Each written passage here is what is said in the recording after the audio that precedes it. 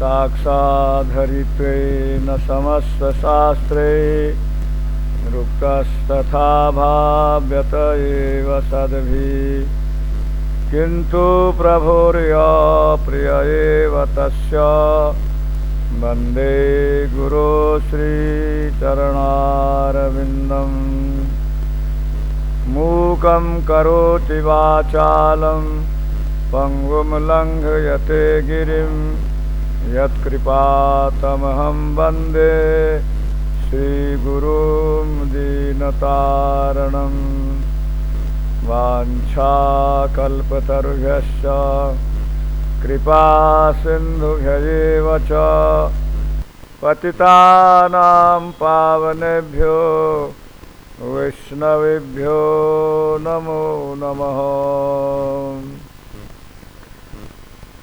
नानाशास्त्रविचारणेकनिपुणो सद्धर्मसंस्थापको लोकानां त्रिभुवने मान्यो शरण्याकरो राधा कृष्ण पदारविंद भजना नंदेन मत्तालिको वंदे रूप सनातनो रघुयुगो श्रीजीव गोपालको कालो कलिरवनिनयेन्द्रियवैरिवर्गा श्रीभक्तिमार्गयः कण्टककोटिरुद्ध हा हा कयामि विकलं किमहं करोमि चैतन्यचन्द्र यदि नाद्य कृपां करोषि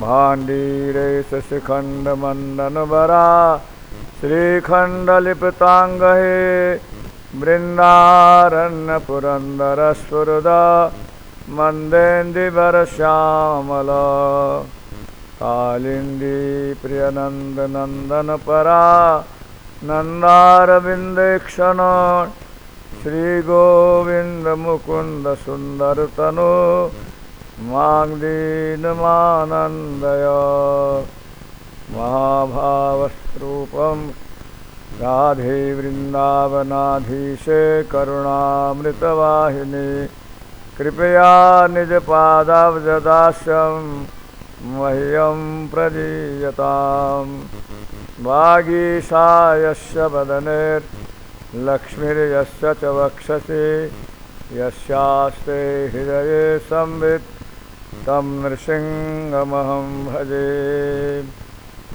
भक्त्या विहीनाय पराधलक्षे क्षिप्ताश्च कामादितरङ्गमध्ये कृपामयि त्वां शरणं प्रपन्न वृन्दे नमस्ते चरणारविन्दम् यं प्रवजनन्तमपेतकृत्यं द्वैपायनो विरहकातरया जुहाव पुत्रेति तन्मयतया तर्वोऽभिनेदु तं सर्वभूतहृदयं मुनिमानतोऽस्मि नारायणं नमस्कृत्य नरं चैव नरोत्तमं देवीं सरस्वतीं व्यासं ततो जयमुदीरयेत्। बोलिए श्रीमद्भागवत महापुराण की, श्री कृष्ण द्वैपायन वेद व्यास भगवान की, श्री सुखदेव गोस्वामी जी महाराज की, श्री परीक्षित महाराज की, सनातन धर्म की। परम करुणामय अनंत ब्रह्मांड नायक परात्पर ब्रह्म भगवान श्री हरि के चरण कमलों में प्रेम भक्ति सेवा प्रदान कराने वाले श्री गुरुदेव के चरण कमलों में अनंत बार उनकी कृपा भिक्षा याचना करते हुए सभी श्रोता बिंद को मैं अभिवादन करता हूँ। श्री व्यास भगवान सुखदेव जी के चरणों में प्रार्थना करते हुए भगवान की वांगमणि के स्वरूप की कृपा अपने ऊपर बरसे, यही कामना करते हुए आज का विषय प्रारंभ करते हैं। कल की कथा में अपन ने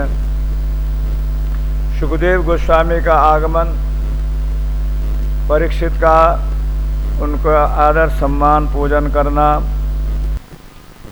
और जिसकी मृत्यु निकट हो सब जीवों को क्या करना चाहिए, ये प्रश्न पूछे।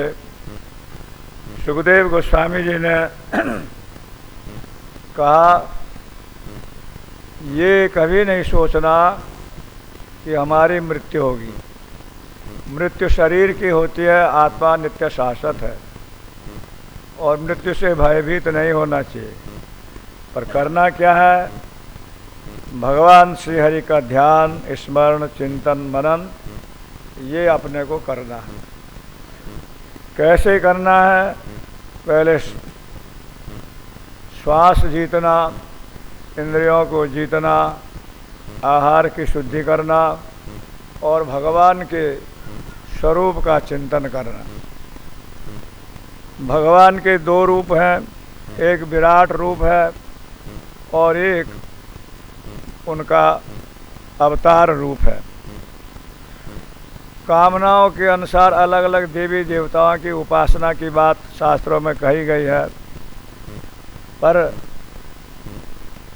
भगवान की उपासना करने से सबकी उपासना हो जाती है। भगवान सबकी जड़ मूल हैं। सृष्टि विषयक प्रश्न किया, कैसे सृष्टि की उत्पत्ति हुई। सुखदेव गोस्वामी जी को स्मरण आया कि मैंने प्रभु की वंदना नहीं करी, प्रभु का मंगलाचरण किया और भगवान के नाभि कमल से ब्रह्मा जी की उत्पत्ति, उनका ध्यान और भगवान का उनको चतुश्लोकी भागवत का विषय कहना। और भागवत के 10 लक्षण हैं, सर्ग विसर्ग आदि, उस विषय में आपने सुना। तो दूसरा स्कंद समाप्त हुआ। तीसरे स्कंद के अंदर जो सृष्टि का क्रम पूछा गया, सुखदेव जी कहते हैं वही बात मैत्रेय ऋषि और विदुर जी के संवाद में भी है। कहाँ उनका मिलन कैसे हुआ, तो प्रसंग वर्णन किया गया। विदुर जी कौन थे, उद्धव से उनकी भेंट हुई, फिर हरिद्वार में मैत्रेय जी से मिलन हुआ और उन्होंने उनसे जो प्रश्न किया, सुख चाहता व्यक्ति, दुख मिलता है, कारण क्या है, और भगवान ने इस सृष्टि की रचना कैसे करी। भगवान ने बराह अवतार धारण करा, हिरण्याक्ष का वध किया, क्यों और कैसे हुआ, ये सब प्रसंग कल के सत्संग में आपन लोग श्रवण कर चुके हैं। हिरण्यकश्यप और हिरण्याक्ष ये दिति के गर्भ से प्रकट हुए। जो हिरण्याक्ष भगवान बराह के द्वारा मारा गया। इसके बाद ब्रह्मा जी के दाहिने अंग से स्वयंभू मनु की उत्पत्ति हुई और बाएं से शतरूपा की, दोनों का विवाह हुआ। उसके बाद विवाह पद्धति से सृष्टि का विस्तार हुआ। इनकी 3 कन्याएं हुई, आकुति, प्रसूति, देवहूति, और 2 पुत्र हुए, प्रियव्रत और उत्तानपाद, जिसमें देवहूति का विवाह कर्दम ऋषि से किया गया और उनकी 9 कन्याएं 9 ऋषियों को विवाही गई। एक पुत्र कपिल देव हुए जो भगवान के स्वरूप थे। उनके प्रकट होने पर कर्दम जी वन को चले गए और कपिल देव ने माता देवहूति को भक्ति सांख्य योग का उपदेश दिया। उपदेश श्रवण करके माता जी जल रूप में परिणत हो गई और सिद्धदा नाम के नदी से प्रसिद्ध हुई। कपिल देव जी पूर्व दिशा में गंगा सागर के, जिसको आज कहते हैं, वहाँ चले गए। वहाँ उन्होंने तपस्या करी। इसके बाद परीक्षित ने पूछा, भगवान स्वयंभू मनु की और कन्याएं हुई, उनका क्या विवरण है। तो यही बात मैत्रेय और विदुर जी के प्रसंग में है कि स्वयंभू मनु की जो और कन्याएं थी, प्रसूति प्रजापति को विवाही गई, आकुति रुचि प्रजापति को विवाही गई। तो दक्ष प्रजापति से एक कन्या हुई जो सती थी और सती का विवाह भगवान शंकर से किया गया, परंतु उनसे कोई संतान नहीं हुई। उसका कारण क्या पूछा तो बतलाया कि दक्ष प्रजापति को सब प्रजापतियों का अध्यक्ष बनाया ब्रह्मा जी ने। एक समय सभा में शंकर भगवान खड़े नहीं हुए, दक्ष प्रजापति को बड़ा क्रोध आया, जो वो लोग श्राप देने लगे और भगवान शंकर के गण नंदी ने भी ब्राह्मणों को श्राप दिया। श्रापी से मनोमालिन्य हो गया। दक्ष प्रजापति भी अपने घर चले गए, भगवान शंकर कैलाश में अपना भजन करने में लग गए। इधर दक्ष प्रजापति ने बृहस्पति सब नाम का एक बड़ा भारी यज्ञ करा, जिसमें सब ऋषि मुनि ब्राह्मण को संतों को बुलाया, पर भगवान शंकर को नहीं बुलाया, क्योंकि वो पहले ही कह चुके हैं कि उनको यज्ञ का भाग नहीं मिलेगा। तो ये प्रयोगात्मक करने के लिए उन्होंने इस यज्ञ को किया। हरिद्वार के पास कनखल में यज्ञ हुआ, सारी ऋषि मुनि देवता लोग यज्ञ में पधारे। विमानों से जाते हुए सती ने देखा तो शंकर जी से कहा हम भी चलें। तब शंकर जी ने कहा देवी जाना वहाँ चाहिए जहाँ प्रेम और प्रीति भाव हो। तुम्हारे पिता हमारे लिए जो कुछ कह चुके हैं वो तुम्हें पता नहीं, इसलिए वहाँ न जाना ही ठीक है। सती ने बहुत आग्रह किया तो चली गई। यज्ञ में देखा शंकर भगवान का कोई भाग नहीं रखा है, कोई सीधे से बात भी नहीं करता है, प्रणाम भी उनके स्वीकार नहीं कर रहे हैं, अपने योग बल से योगाग्नि से शरीर को भस्म कर दिया। नारद जी के द्वारा शंकर जी को जब पता चला तो उन्होंने अपनी जटा से वीरभद्र नाम का एक सेवक पैदा करा, जिसने यज्ञ में जा कर के और दक्ष प्रजापति को सिर धड़ से अलग कर दिया, उषा के दांत तोड़ दिए, भृगु की दाढ़ी निकाल दी, भग देवता के दांत के आँख फोड़ दी और यज्ञ नष्ट भ्रष्ट कर दिया। देवता लोग ब्रह्मा जी के साथ शंकर जी के पास गए, प्रार्थना करी प्रभु क्षमा करें अपराध को। शंकर भगवान आशुतोष माने जल्दी प्रसन्न होने वाले। उन्होंने कहा देखो पहले हम तो कुछ करते नहीं हैं, फिर अगर कोई ज़्यादा अपराध करता है तो उसको दंड रूप में कुछ सजा देते हैं।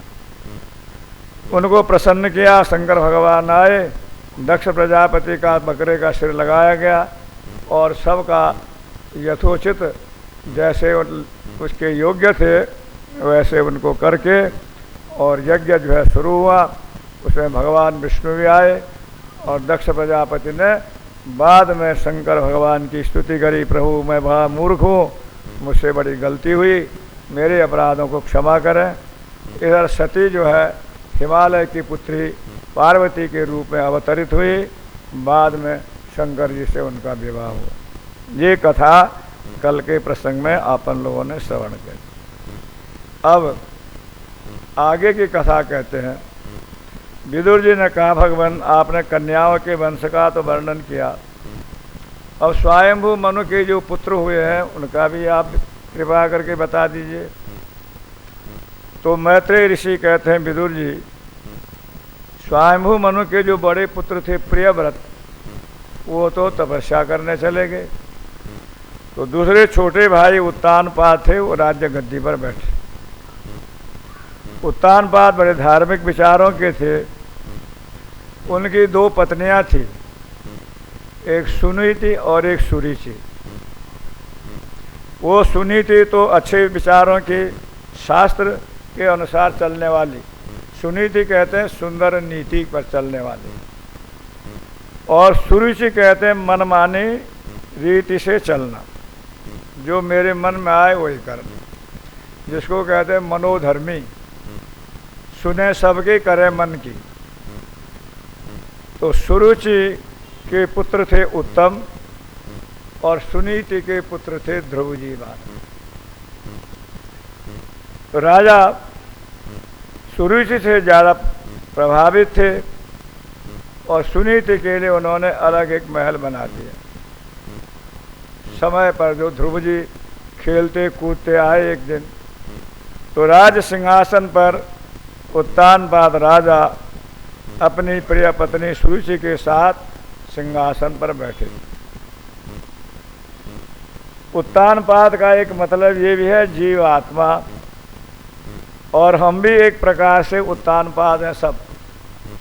हमारी भी दो पत्नियां हैं, एक तो शास्त्र विधि से चलने की विचार बुद्धि, और एक अपने मन से चलने के विचार बुद्धि। तो सुरुचि जो है वो तो मनोधर्मी होती है, और सुनीति शास्त्र नीति से चलती है। सही मार्ग क्या है और गलत क्या है, उसके लिए हमारे शास्त्र निर्धारित करते हैं।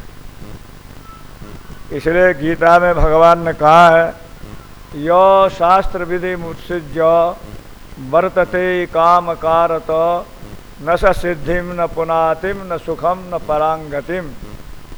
जो लोग शास्त्र विधि को छोड़ करके अपने मन माने ढंग से धर्म का आचरण भी करते हैं, उनको न तो इस लोक में सुख शांति मिलती है और न परलोक में सुख शांति मिलती है।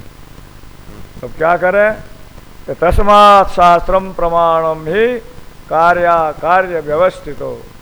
इसलिए क्या ठीक है क्या गलत है, शास्त्र जिसके विषय में निर्णय करते हैं ऐसा करना चाहिए वो धर्म है, और जिसके लिए कहते हैं ऐसा नहीं करना चाहिए वो अधर्म है।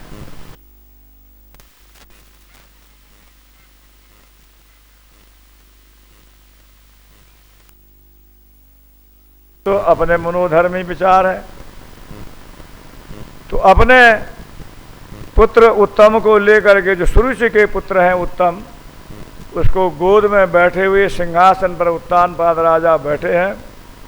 इतने में खेलते हुए ध्रुव महाराज जी पहुंच गए, 5 वर्ष के बालक। खेलते खेलते देखा कि हमारे पिताजी हैं, तो पिताजी की गोद में उठने के लिए वो कोशिश करने लगे। राजा के मन में भी आया, बालक है, सुंदर स्वभाव वाला है, मन आकर्षित हुआ, उठाने को तैयार हुए कि सुरुचि ने धक्का मार दिया, ये नहीं जिनको नहीं उठाना। तो वो ध्रुव जी स्वयं उठने को तैयार हुए, तो सुरुचि कहने लगे, बालक कहाँ उठ रहे हो? कि मैं तो पिताजी की गोद में मैं भी बैठना चाहता हूँ। तो तुम नहीं बैठ सकते हो, क्यों?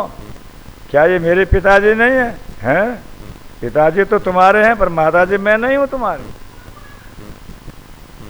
तो क्या करना होगा कि तुम तपस्या करो, और जब भगवान मिलेंगे तो कहना कि भगवान मुझे है सुरुचि माता के गर्भ में भेज दो, और मेरे गर्भ से जब पैदा होगे तब सिंहासन पर गद्दी पर बैठ सकते। देख, शास्त्र कहते हैं और संत लोग कहते हैं, हे प्रभु हमको गर्भ में ना आना पड़े, हमारा जन्म जन्मांतर मिट जाए। और सुरुचि ऐसे अभिमानिनी है कि जो अपने गर्भ को भगवान से भी बड़ा समझती है। यानी भगवान मिल जाए, उनके दर्शन हो जाए, तब तुम मेरे गर्भ में आओगे, तब यहाँ बैठने का अधिकारी हो। मेरा गर्भ इतना बड़ा है, मैं इतनी बड़ी हूँ। ये अपन सब लोगों की कहानी है। इस कहानी के माध्यम से अपन अपने शिक्षा ग्रहण कर सकते हैं। बालक है क्षत्रिय स्वभाव के। ध्रुव जी महाराज माँ की इस कटुवाणी को सुन करके रोते बिलखते हुए बाला नाम रोदनम, और रोते रोते अपनी माँ के पास पहुंच गए। माँ ने पूछा, बेटा क्या हो गया? अब शिशकी भरने लगा, बोल नहीं सके कुछ। तो दूसरे दास दासिया आदि जो थे उनने कहा, मत माता जी, आज तो आपकी सोच ने बड़ा अपमान करा है बालक का।